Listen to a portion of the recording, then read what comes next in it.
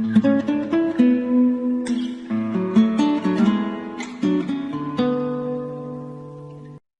morning, traders. This is Matt with Newbie-Trader.com, and I want to welcome you to Saturday School for August 6, 2016.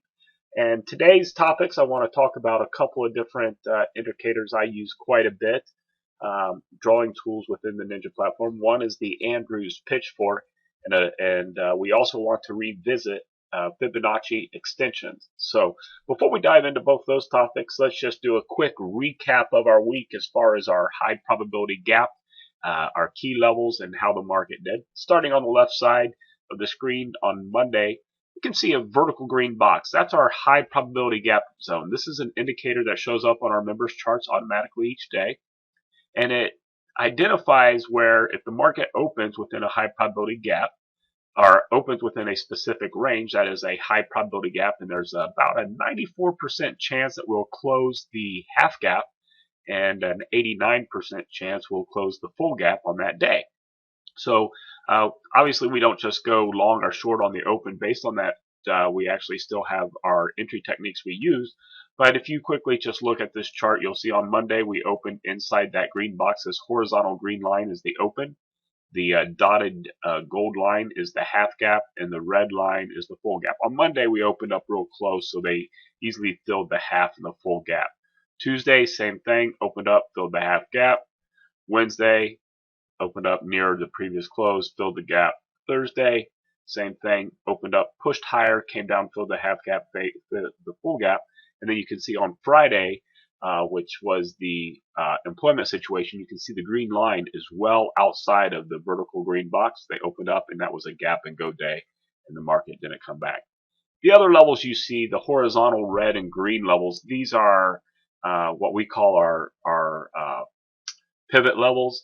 It's not the pivot bands and things, pivot levels like you're accustomed to seeing or hearing about from a calculation standpoint. What they are levels that we derive from orders of confluence. It could be Fibonacci confluence. It could be Elliott wave count confluence.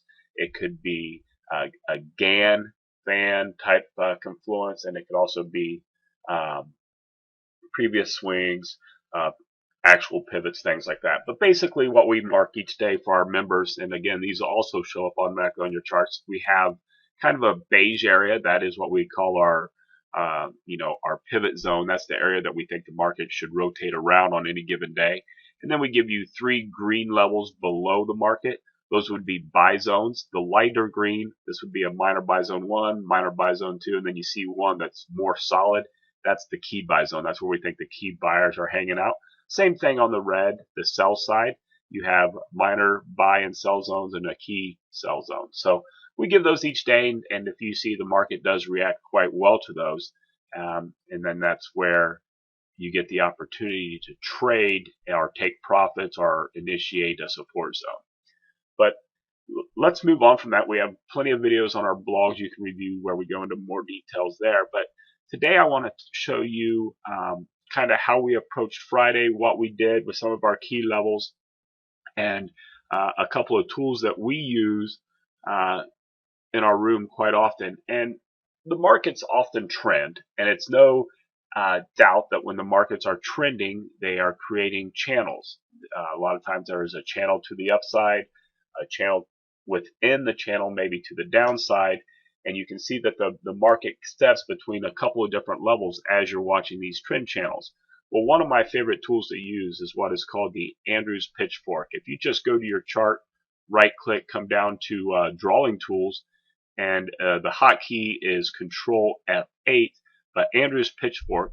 The way that I like to use this, I like to go from a swing low when there's a obvious change in trend. So if we go back here to Tuesday, you can see the swing low point. I go ahead and pick that low, and then I take the highest push up as the upper edge of the channel. And I'll go ahead and click this area right here. And then this creates a channel trend line. And the market steps down, pushes higher, steps down. In this case, I'm using this low from Thursday as the bottom of my channel. And if you can just click those two areas, you can see starting from Tuesday afternoon through Wednesday and halfway through Thursday, the market was channeling nicely in this upper channel, and we call that between the 50 and 100% channel line. If you look over here to the right, the 50% is midway through. That's that key first line that's basically going down the middle of this parallel channel, and the 100% is the upper level, the 0% is the lower level in this instance.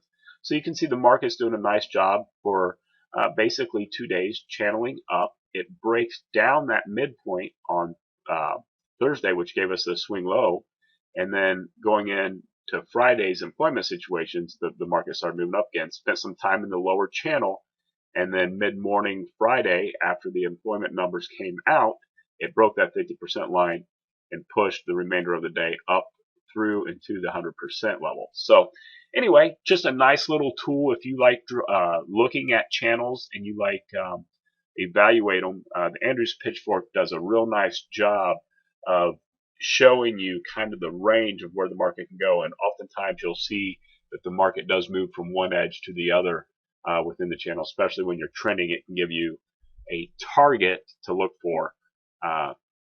For instance, yesterday to the upside once you knew you were in a very strong situation coming off the employment numbers. Now, another tool that we use every day in our room is the Fibonacci Extension. And we've done some previous Saturday schools on this tool, but I just want to recap again. If you right click, come down to drawing tools, the Fibonacci Extension is F9 for the hotkey. So if you go ahead and choose a Fibonacci Extension, the way that I like to use the extension tool, I go from the solid block. And what I do, I measure a swing, and then I look for symmetry move. And I need to explain kind of the thought process behind this and how I use the Fibonacci tool, but I use it in relationship to what I call harmonic patterns and Elliott wave techniques. And I'm not going to get super complicated here, but if you go back to a previous Saturday school lesson on our blog, you'll find that I break down in great detail Fibonacci extensions. But the basic concept is the market moves in waves. This is kind of my basic Elliott wave technique. The market moves in simple waves. It's either a 5-step pattern or a 3-step pattern. The 3-step patterns we usually consider to be corrective. And every corrective wave, or every move that's a 3-step pattern, and what we call an A move, a B move, and a C move, I like to look at it from a symmetry standpoint. So the A move would be this wave from Thursday afternoon to the overnight Globex high prior to the FOMC, or prior to the employment situation. So this little move where I have my cursor on right now, I consider that to be wave A. And let me just go ahead and put a trend line on there for you if I can. This area right here I would consider to be wave A. Okay? And my thought process is wave A and wave C are equal. And that's where the fib extension comes in. You can see as it pulls back, that was my anchor point for my fib extension tool. If I take this line I just drew and pushed it up here, you can see that these lines are exactly equal. Level A is equal to level C. And that's a very basic pattern that I look for all the time. This pullback we call wave B. So A, B, C. And you can see on my fib extension tool I have a 100% mark. You'll also see that I have a 161 level mark and a 261 level mark. Well, my theory and thought process is once you break above the 100% level on a closing candle basis, so this candle right here, once you break above that level, then there is a transformation taking place, and this ABC wave, which might be a corrective wave to start, is transforming itself into a potential 5-wave pattern. And my thought process is, and it's an Elliott wave technique, you have 5 steps up, 3 steps back type thing. My very simple theory is once you break 100%, you are no longer in an ABC pattern, but you're in a 1, 2, 3, 4, 5, and you're looking for wave 3 to go to a minimum of that 161% fib extension. So prior to the market opening on Friday with the employment situation, you saw that we had wave A developed. We pulled back into B. So we were already looking at this 1800, 361 on the Dow, for instance. And you can see during the moments leading up to and including the employment news, the market basically rotated using that as resistance at 361. And what were they rotating against? They're rotating against one of our key, our first sell area on the market. Well, they broke through that sell area, and as you know, once they break a resistance often becomes support. And so you can see the market did 4 rotations between our support zone and our 100% symmetry level. Once it broke that symmetry level, and again, this is during the news announcement, they break out to the upside. That is an immediate signal to get long on this confirmation close, or the candle that closes above the 100%, and you're immediately looking for a target of the 161 level, in this case 404. So 18,361 to 404, that's approximately 40 points or $200 move per contract on the Dow futures. Now, again, there was a key sell area here. They went up, they broke right through that on the momentum of the news, came back. Again, once they break resistance, it becomes support. So you can see there's a little pullback, and then they continued push higher at the end of the day, and then they got to their key sell area, which is the 261 level. And that also happened to be the upper edge of that Andrews Pitchfork. So on Friday, we had a nice symmetry move. Started out as A, pullback B, C. You broke the 100%. You immediately look for a target of 161. If you break the 161, you're looking for them to possibly expand up to the 261. And this becomes a key reversal level. And you can even look higher to 361, etc. into next week. So we'll see how this plays out. But anyway, that's just a quick recap of what we use our Fibonacci extensions for and how we use them. And it's based around basic Elliott wave.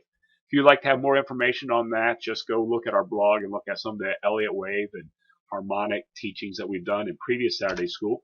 And if you want more information on how to get these automatic high probability gap levels on your charts each day, or if you'd like to have our key support and resistance zone or pivot zones that are on here, just come by our website or click the link that's in this email, and we can get you a trial and get you started on that. So anyway, thanks for watching. Hope you have a great weekend, and we'll see you next week.